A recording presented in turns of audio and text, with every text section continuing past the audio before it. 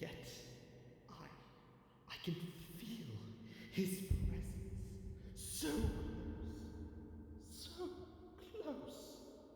I can see him in my mind's eye. Kenobi! Kenobi!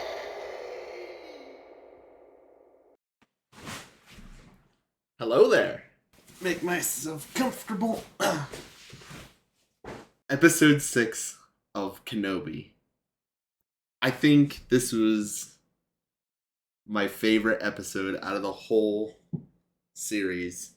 And there's a few things I want to talk about. So let's get started. Guys, I am going to start with this video does have spoilers in it. So if you haven't seen Kenobi, go watch it, stop the video now, and then come back. Okay? So this is your spoiler warning. So I'm going to start the review 15 minutes into the show. So the beginning of the show was the rebels on the ship and Obi-Wan and Leia all leaving from the last episode. Then they switch over to Tatooine and Reva's on her way to, I'm assuming, kill Luke to regain her title. Then exactly at 15 minutes. So if you're watching the show on Disney and you go right to 15 minutes, like 15:00, Darth Vader is stepping off his shuttle to go fight Obi-Wan. If you watch episode 3, The Battle of the Heroes, and then you watch this fight sequence between Obi-Wan and Darth Vader, there are so many similarities in the fighting styles. Darth Vader takes a more aggressive approach as being the Sith Lord instead of Anakin as the Jedi. And I really like how they put it all together. And then, like, halfway through the fight scene, it switches back to Tatooine and then it comes back. One thing I noticed was Darth Vader asks Obi-Wan, "Are you here to destroy me?" And Obi-Wan,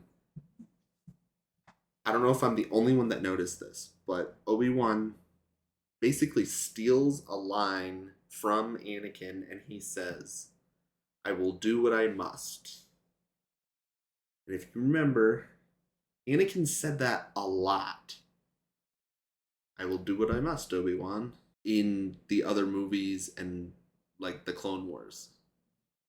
So that was like, here's some dirt, threw it in his eye, which I say that now, halfway through the fight, they throw rocks at each other. One thing they gave us was battle damaged Darth Vader. I loved how they did it. The makeup for Hayden Christensen looked really good. Obi-Wan jumps off a rock, meaning he had the high ground at that point, and he cuts up the helmet, and it reveals Hayden Christensen's face inside the helmet. And it looked so good. They throw the little line in there, kind of referring to A New Hope, where Obi-Wan tells Luke, "Your father was killed by an evil Dark Lord by the name of Darth Vader." See, up to this point, Obi-Wan was believing that it was his fault that Anakin left the Jedi and became a Sith Lord. And Darth Vader kind of clarifies that. He goes, "You didn't kill Anakin Skywalker, Obi-Wan. I killed Anakin Skywalker." And I was like, the whole that whole middle part of the show, I was just like, ah! I was on edge. I was watching this whole fight scene, and when it cut and went to Tatooine, I was like, go back, go back. One of my favorite things was when the helmet was cut and Anakin was talking. It was Hayden Christensen talking still, but they still had James Earl Jones' voice over top. And so you get this like meshing of the two voices together.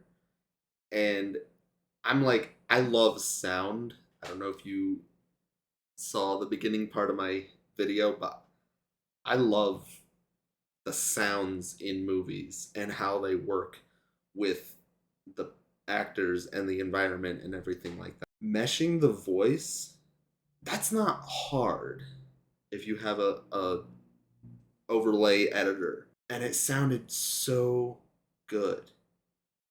I love that you could hear Hayden saying the line and you could hear the mechanical voice of Darth Vader, James Earl Jones, also saying the line together. And I was just like, oh, that is so good. That is so good. One of my favorite parts right after that, and Obi-Wan walks away, he's accepted the fact that Anakin is dead. And Vader yells out, Obi-Wan! I was like, I hope that's a fan service to the Darth Maul line where Darth Maul yells Kenobi.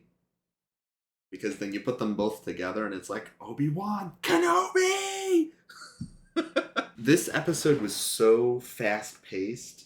It was an hour long, but then I'm like, it didn't feel like an hour. Like the fight sequence was at least like 15 minutes. That was the entire center of the whole show. So I'm going, how is that an hour? Like, it didn't feel like an hour. So it's very fast paced all the way through to the end, and there are so many little things that they did. I loved when Reva chased down Luke, and she was ready. She was gonna kill him, but she didn't because she realized killing Luke isn't getting to be Vader's number one again. It was she saw herself as the youngling in the place of Luke, and she gave up, and she took Luke back and returned him to Owen Beru, and Obi-Wan showed up, and I was like, that is so noble. And Obi-Wan said it right. He said, you didn't betray the other younglings. You honored them by bringing Luke back. And I really liked that point. So I'm going to touch on not one, but two cameos that were in this episode. And that is Ian McDiarmid as a holographic emperor talking to Vader at the end of the show. And the second cameo, I was like, they're gonna do it. What? Right there? Oh! It was Liam Neeson as Force Ghost Qui-Gon. That was definitely fan service because everybody's like, there better be a Force Ghost Qui-Gon in this show. And there was, right at the very end. And he was right there to help Obi-Wan get through and get to where he needed to be. So I really liked the two, Ian McDiarmid and Liam Neeson. That was that brought the show together for me. One thing I noticed, and I don't know if anybody else noticed this, but right at the end, Obi-Wan goes to Alderaan, and he's like, he hugs Leia and everything, and then he has her little flying droid, and he goes, who am I to separate a little girl from her droid? And I'm like, because in A New Hope, even though it's Luke has the two droids, Obi-Wan ends up with them all, and I'm like, you separated a little girl from her two droids. I don't know if they did that on purpose, but it's like R2 and C-3PO belong to the Organas. And you see that in A New Hope, and then I'm like, he says that about Lola, the little flying droid. And I'm just like, who am I to separate a little girl from her droid? And then you think of A New Hope, and it's like, oh, she was separated from her droids because of Obi-Wan. And the end of the episode was so special. And then they threw in that little fan service. But it was so special that Owen was like, yeah, I guess you're okay. Come on, Obi-Wan. You want to meet him? And he goes over to Luke, and he's like, hello there. And I was just like, he said the line! He said the line! Oh my goodness. I love it. I love it. So I really liked throwing that little line in there right at the end and giving the fans what they wanted. So I'm hoping that Hayden and Ewan get what they want, and they want to do a second season of Kenobi. I think like skip maybe 2 or 3 years, maybe a year, and focus a little bit more on Luke in the second season. That would mean a lot to a lot of people. I love that Hayden and Ewan want the second season, and it almost sounds like we're gonna get it. So who knows? I don't know. Big if this video gets 500 likes and I hit 300 subscribers, that 300 subscriber is going to get this vintage style Star Wars t-shirt. So, and I'll have a description down below of repeating this. Tell your friends, share the video, and that t-shirt is right here, ready to go when we hit those numbers. So, biggest thing for me right now is share my video, subscribe, like, comment below your favorite part of the Kenobi series, like altogether, on this video. Alright, I will see you guys next time. Thanks for watching, and peace out.